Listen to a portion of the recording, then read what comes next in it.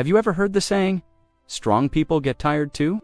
It's a powerful truth, and there's an incredible story from ancient times that illustrates this perfectly. It's about a prophet named Elijah. Elijah was a spiritual giant. He once stood alone against 450 false prophets on Mount Carmel and won a spectacular victory for God. You'd think after a moment like that, he'd be on top of the world, right? But what happened next is so relatable. Just one threat from a vengeful queen, Jezebel, sent him running for his life. He ran for a whole day into the wilderness, collapsed under a tree, and was so exhausted, so completely burned out, that he actually prayed to die. He felt like a total failure. He had nothing left. He was physically, emotionally, and spiritually empty. This was a man who had just called down fire from heaven. And now, he was at his absolute lowest point. But here's the most beautiful part of the story. How did God respond to Elijah's burnout? Did he scold him for his lack of faith? Did he tell him to get up and be strong? No. God's response was incredibly gentle and practical. First, God sent an angel. The angel didn't give him a lecture. He gave him food and water. He simply said, "Get up and eat." Elijah ate, drank, and fell back asleep.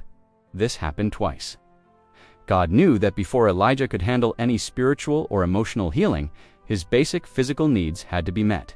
God's first step in healing Elijah's burnout was to give him rest and nourishment. After Elijah had rested and eaten, God led him on a 40-day journey to Mount Horeb, the mountain of God. And there, God didn't speak to him in a mighty wind, an earthquake, or a fire. He spoke to him in a gentle whisper. He met Elijah in his weakness, not with overwhelming power, but with quiet intimacy. He reminded Elijah that he wasn't alone and gave him a new purpose. The lesson for us is profound. Rest is not a sign of weakness. It's a form of spiritual maintenance. We live in a culture that glorifies busyness and hustle, but even the strongest among us need to stop. Burnout is real, and it's not a character flaw. It's a sign that you've been strong for too long.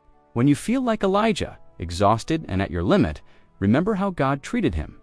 He gave him permission to rest. He met his physical needs first. Then, in the quiet, he restored his soul. So, if you're feeling burned out today, hear this.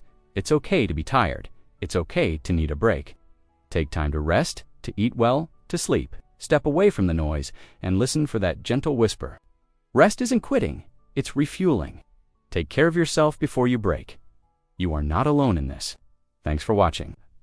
If this story resonated with you, please like and subscribe for more content that helps us navigate life's challenges with faith and wisdom.